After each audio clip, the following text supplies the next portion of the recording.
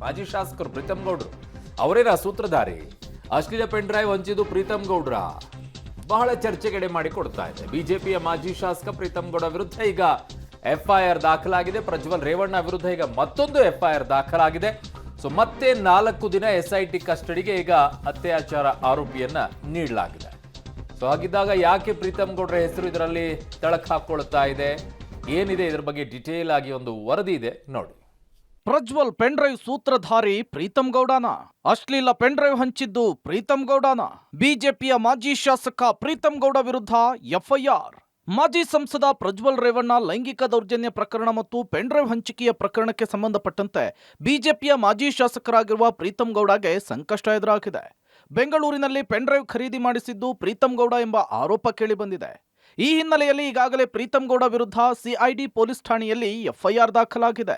ಪ್ರೀತಮ್ ಗೌಡ ಆಪ್ತ quality bar ಶರತ್ ಕಿರಣ್ ಮೇಲೆ case ದಾಖಲಾಗಿದೆ. ಪ್ರಜ್ವಲ್ ಲೈಂಗಿಕ ದೌರ್ಜನ್ಯ ಎಸಗಿರುವ ವಿಡಿಯೋ ಮಾಡಿ ಶೇರ್ ಮಾಡಿರುವ ಆರೋಪ ಪ್ರೀತಮ್ ಗೌಡ ಮೇಲಿದೆ. ಹೀಗಾಗಿ ಪ್ರಜ್ವಲ್ ಜೊತೆಗೆ ಹಾಸನದ ಮಾಜಿ ಶಾಸಕ ಪ್ರೀತಮ್ ಗೌಡ ಸೇರಿ ಇಬ್ಬರ ವಿರುದ್ಧ ಎಫ್ಐಆರ್ ದಾಖಲಾಗಿದೆ.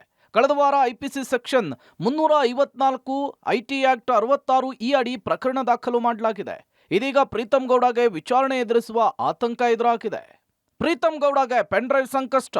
ಅಶ್ಲೀಲ ಪೆನ್ ಡ್ರೈವ್ ಹಂಚಿದ್ದು ಪ್ರೀತಮ್ ಗೌಡ ಎಂಬ ಆರೋಪ. ಬೆಂಗಳೂರಿನಲ್ಲಿ ಪೆನ್ ಡ್ರೈವ್ ಖರೀದಿ ಮಾಡಿಸಿದ್ದ ಆರೋಪ. ಪ್ರೀತಮ್ ಗೌಡ ವಿರುದ್ಧ ಐಟಿ ಆಕ್ಟ್ 66 ಈ ಅಡಿ ಗಂಭೀರ ಸೆಕ್ಷನ್. ಮಹಿಳೆಯರ ಖಾಸಗಿ ದೃಶ್ಯ ಬಹಿರಂಗಪಡಿಸಿದ ಆರೋಪ. ಎಫ್ಐಆರ್ನಲ್ಲಿ 4ನೇ ಆರೋಪಿ ಪ್ರೀತಮ್ ಗೌಡ. ಪ್ರಜ್ವಲ್ ಅಶ್ಲೀಲ ವಿಡಿಯೋ ಹಂಚಿಕೆಯ ಆರೋಪದ ಬಗ್ಗೆ ಮಾಜಿ ಶಾಸಕ ಪ್ರೀತಮ್ ಗೌಡ ರಿಯಾಕ್ಟ್ ಮಾಡಿದ್ದು, ನನ್ನ ವಿರುದ್ಧ ಪ್ರಕರಣ ದಾಖಲಾದ ಬಗ್ಗೆ ನನಗೆ ಮಾಹಿತಿ ಇಲ್ಲ ಅಂತ ಹೇಳಿದ್ದಾರೆ. ಇದೀಗ ಪ್ರೀತಮ್ ಗೌಡಗೆ ವಿಚಾರಣೆ ಎದುರಿಸುವಂತಹ ಆತಂಕ ಎದುರಾಗಿದೆ. ಒಂದು ವಾರ ಆಗಿದೆ ಕಂಪ್ಲೇಂಟ್ ನಿಮ್ಮ ಹೆಸರಿದೆ.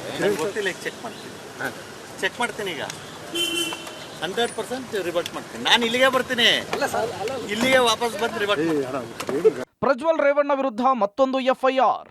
ಮತ್ತೆ 4 ದಿನ ಎಸ್ಐಟಿ ಕಸ್ಟಡಿಗೆ ಅತ್ಯಾಚಾರದ ಆರೋಪಿ. ಇನ್ನು ಪ್ರಜ್ವಲ್ ರೇವಣ್ಣಗೂ ಕೂಡ ಮತ್ತಷ್ಟು ಸಂಕಷ್ಟ ಎದುರಾಗಿದೆ. ಪ್ರಜ್ವಲ್ ರೇವಣ್ಣ ವಿರುದ್ಧ ಮತ್ತೊಂದು ಎಫ್ಐಆರ್ ದಾಖಲಾಗಿದೆ. ಬೆಂಗಳೂರು ಸೈಬರ್ ಕ್ರೈಂ ಪೊಲೀಸ್ ಠಾಣೆಯಲ್ಲಿ ಎಫ್ಐಆರ್ ದಾಖಲಾಗಿದ್ದು, ಲೈಂಗಿಕ ದೌರ್ಜನ್ಯ ಆರೋಪ ಹಾಗೂ ಮಹಿಳೆಯರ ಖಾಸಗಿ ದೃಶ್ಯ ಸೆರೆಹಿಡಿದ ಆರೋಪದಲ್ಲಿ ಕೇಸನ್ನು ದಾಖಲಿಸಲಾಗಿದೆ.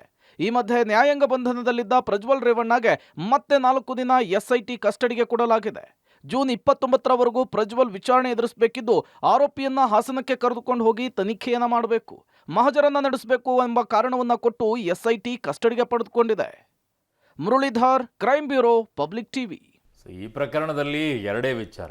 ಒಂದು, ಅವರು ಆ ರೀತಿಯಾಗಿ ಮಾಡಿದಾರೋ ಇಲ್ವೋ, ಅತ್ಯಾಚಾರ ಮಾಡಿದಾರೋ ಇಲ್ವೋ ಅನ್ನೋದು ಗೊತ್ತಾಗಬೇಕು. ಎರಡನೇದು, ಈ ಪೆನ್ ಡ್ರೈವನ್ನು ಹಂಚಿದಂಥವ್ರು ಯಾರು, ಇಷ್ಟೇ ಬೇಕಾಗಿರೋದು. ಇವೆರಡೂ ಬರಬೇಕು ಅಂತಂದರೆ ಅಲ್ಲಿಯವರೆಗೂ ಹೊಸ ಹೊಸ ಹೆಸರುಗಳು ತಳಕು ಹಾಕ್ಕೊಳ್ತಾನೆ ಇರುತ್ತೆ. ಒಬ್ಬೊಬ್ಬರ ಮೇಲೆ ಅನುಮಾನಗಳು ಬರ್ತಾ ಇದೆ. ಟೈಮ್ ತೊಗೊಳುತ್ತೆ. ಚಾರ್ಜ್ ಶೀಟ್ ಆಗಬೇಕು, ಇನ್ನು ತನಿಖೆ ಆಗಬೇಕು, ವಾದ ಪ್ರತಿವಾದಗಳಾಗಬೇಕು, ಆರೋಪ ಪ್ರೂವ್ ಆಗಬೇಕು. ಆಮೇಲೆ ಗೊತ್ತಾಗೋಣ. ಅಷ್ಟೊತ್ತಿಗೆ ಜನ ಏನು ಯೋಚನೆ ಮಾಡ್ತಾರೋ ನೋಡೋಣ.